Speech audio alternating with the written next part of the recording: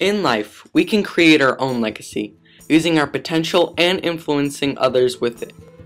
Leonardo da Vinci's legacy did not only influence the world, but couldn't have started without the Renaissance.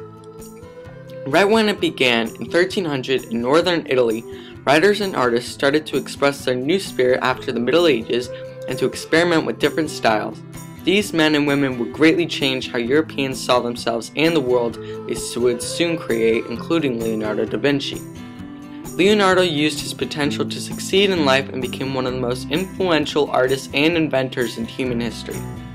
His inspiration was the Renaissance, which was a European movement that caused an explosion of creativity in art, writing, and thought.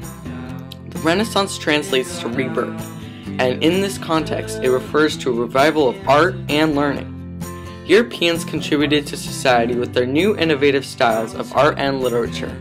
They also led to new values such as individualism, the importance of the individual, and humanism, which focuses on human potential and achievements. Leonardo da Vinci was one of those skilled artists and humanists, not just in art, but also in architecture, science, sculpting, engineering, inventing, and humanism. Called the ideal Renaissance man, meaning a man excelled in many fields of knowledge, he created different ideas which later turned into works of art or invention. He painted one of the best known portraits in the world, the Mona Lisa, which became so influential and real that many writers have tried to explain the thoughts behind her smile and eyes. Another well-known painting, The Last Supper, he shows the personalities of Jesus' disciples through facial expressions, as this captures Jesus' last meal before his imminent death. Also being the first who questioned and experimented if man could fly, Leonardo's work became extremely acclaimed throughout history. He influenced other Renaissance artists during his time such as Donatello, Raphael, and Michelangelo. His observations of nature and peculiar process of taking notes backwards came from his inspiration of the Renaissance.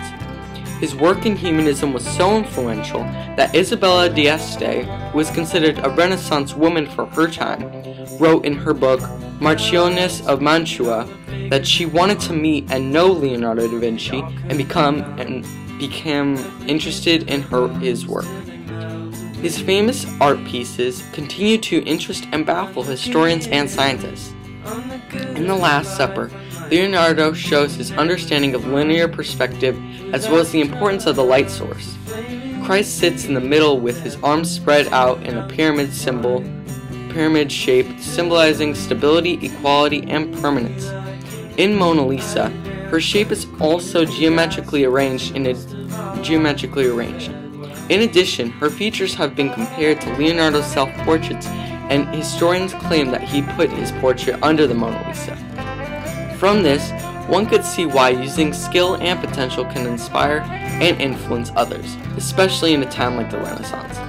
Leonardo da Vinci, born to unwed parents near the village of Vinci, Florence, he became an apprentice for Verrocchio, the leading artist of Florence and the early Renaissance.